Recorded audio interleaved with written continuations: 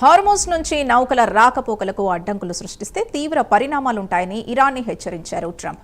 జలసంధిని 48 గంటల్లోగా పూర్తిగా తెరవాలని తేల్చి చెప్పారు. తమ మాట వినకపోతే ఇరాన్కు తగిన బుద్ధి చెబుతామని చెప్పారు. ఇరాన్లోని విద్యుత్ కేంద్రాల్ని, ఇతర సదుపాయాల్ని సర్వనాశనం చేస్తామని తేల్చి చెప్పారు ట్రంప్.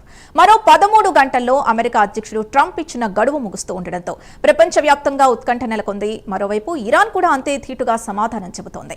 మా విద్యుత్ కేంద్రాలపై దాడి చేస్తే హార్మోజ్ ను పూర్తిగా మూసివేస్తామని తేల్చి చెప్పింది.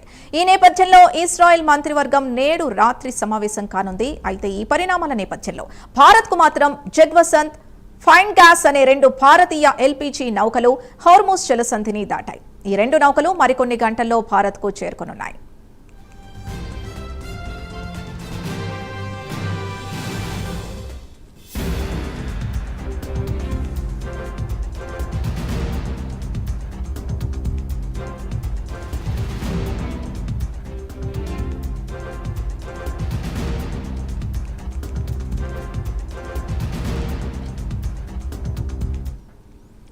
హార్మోజ్ నుంచి నౌకల రాకపోకలకు అడ్డంకులు సృష్టిస్తే తీవ్ర పరిణామాలుంటాయని ఇరాన్ను హెచ్చరించారు ట్రంప్.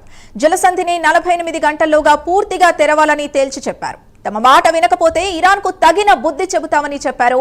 ఇరాన్లోని విద్యుత్ కేంద్రాల్ని, ఇతర సదుపాయాల్ని సర్వనాశనం చేస్తామని తేల్చి చెప్పారు ట్రంప్. మరో 13 గంటల్లో అమెరికా అధ్యక్షుడు ట్రంప్ ఇచ్చిన గడువు ముగుస్తూ ఉండడంతో ప్రపంచవ్యాప్తంగా ఉత్కంఠ నెలకొంది. మరోవైపు ఇరాన్ కూడా అంతే ధీటుగా సమాధానం చెబుతోంది. మా విద్యుత్ కేంద్రాలపై దాడి చేస్తే హార్మోజ్ ను పూర్తిగా మూసివేస్తామని తేల్చి చెప్పింది.